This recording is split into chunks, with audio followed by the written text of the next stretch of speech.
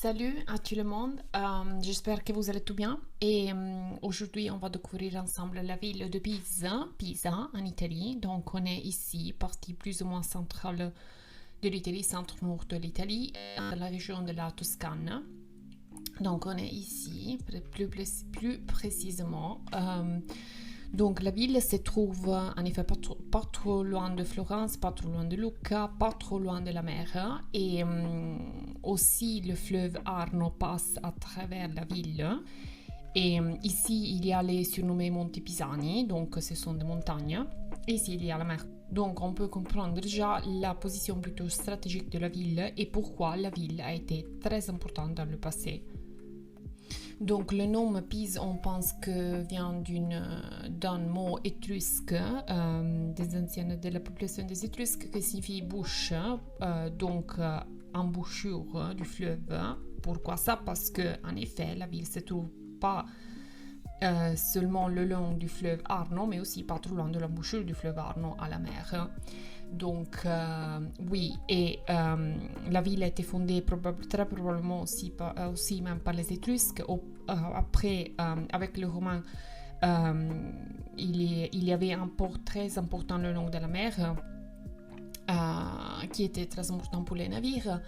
Et déjà pour les commerces, et même déjà avec les Étrusques, les commerces s'étaient développés vraiment beaucoup, mais le grand développement de la ville a eu en effet au Moyen-Âge.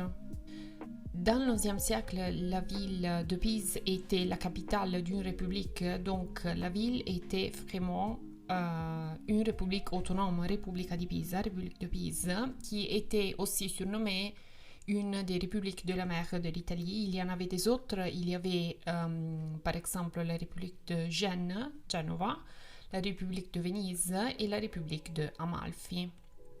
Et donc ces trois républiques se sont un peu ont alterné, on peut dire comme ça, des périodes de paix et des périodes de guerre pour le contrôle de la Méditerranée, parce que naturellement il y avait seulement en mer Méditerranée. Toutes ces républiques se sont propagées si beaucoup comme territoire qu'ils voulaient avoir presque le contrôle total de la Méditerranée. Pour ce qui concerne Pile, elle a commencé à se propager naturellement au début seulement dans la région toscane et après elle a pu contrôler l'île de la Corse, une partie de la Sardaigne et aussi plus loin jusqu'aux îles Baléares. Ça aussi parce que la ville avait réussi à obtenir des connexions commerciales avec pas seulement la France mais aussi avec l'Espagne. Mais l'expansion de la République de Pise, la ville de Pise, ne s'arrête pas ici et donc la ville de Pise, la République de Pise avait participé aussi aux croisades, donc je vais zoomer un petit peu en large parce que sinon on ne voit pas. Et donc elle avait fondé des ports ou des centres commerciaux même au Liban, en Syrie et près de pas trop loin de Jérusalem et même dans l'actuelle ville d'Istanbul qui était Constantinople, qui était une des villes les plus importantes surtout au niveau commercial. Les Pisans, donc Pise avait son propre quartier, donc ça c'était vraiment très exceptionnel si l'on pense, et même plus loin la ville était arrivée jusqu'à l'actuelle Russie, donc le long du fleuve Don, dans cette zone ici, plus ou moins. Elle avait créé un port. Pourquoi ça? Parce que d'ici passaient des produits riches, très importants, qui venaient de l'Orient, le long de la route de la soie. Donc ça, pour vous donner une idée, quand la ville, quand elle était une république, était importante au niveau du commerce, donc au niveau économique. Donc je voulais vous montrer cette carte parce que d'ici, on peut comprendre aussi très bien quand la ville s'était développée et s'était propagée, pas seulement dans la Méditerranée, en effet. Donc cette zone vert ici, plus vert foncé, comme je vous ai dit, sont les zones qui avaient été conquises directement par la ville, donc étaient contrôlées directement par la ville, par la République de Pise. Après, on a des zones d'un vert plus clair qui étaient les zones où il y avait rapport commercial vraiment très développé. Et puis on a ces points carrés verts où il y avait des ports ou des colonies de la République.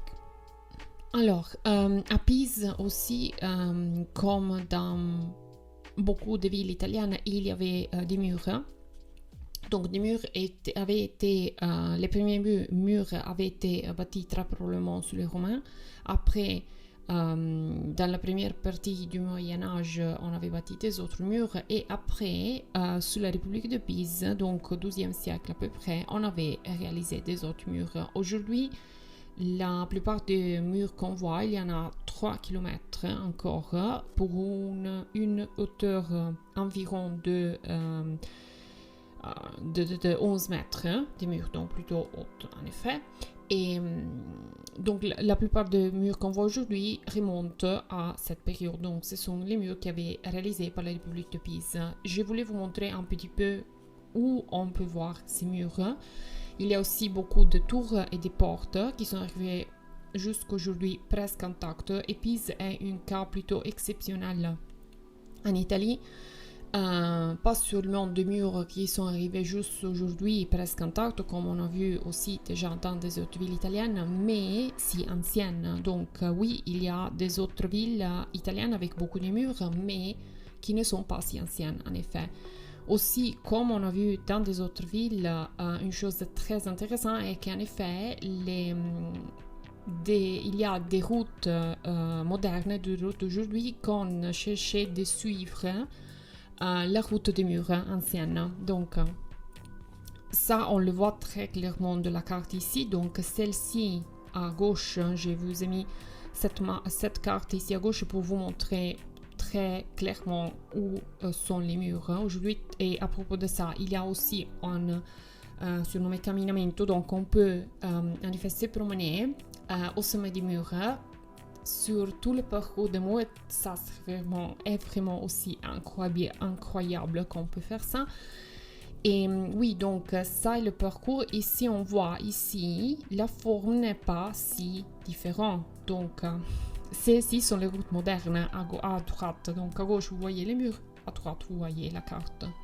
Et donc, par exemple, cette route ici, la SS12, est une des routes les plus importantes d'Italie parce qu'elle va en effet de Pise jusqu'au Brennero, donc en Trentino-Alto Adige, bien plus au nord d'ici. Et est une route plutôt grande, mais elle suit un peu les murs, donc ça est vraiment incroyable. Donc on départ d'ici, je vous le montre un peu rapidement. D'ici, on a la Torre Santa Maria. On peut voir ici une petite photo. Et après, on a la Porta Lucca ici.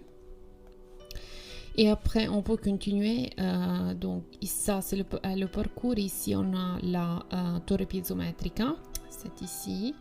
Et après, on continue aussi jusqu'à une place, cette fois, plutôt particulière aussi pour le nom. C'est la Piazza delle Gondole. Ici, je cherche tout ensemble ici. Piazza delle Gondole. Piazza delle Gondole aussi parce que, ça je vous le montre sur la carte, parce que c'est une zone vraiment très très jolie de Pise. Elle a aussi un petit porte delle Gondole qui en effet est un petit lac, on peut dire comme ça, mais vous voyez, elle est entourée de murs aussi, donc c'est vraiment très exceptionnel. Et ici, on a les murs aussi, naturellement. Après, on retourne ici. Et après, il y a la surnommée Torre di Legno, parce qu'en effet, elle est faite en bois. Legno, ça signifie bois en italien. Torre di Legno. Sur cette photo ici, on le voit tout petit ici.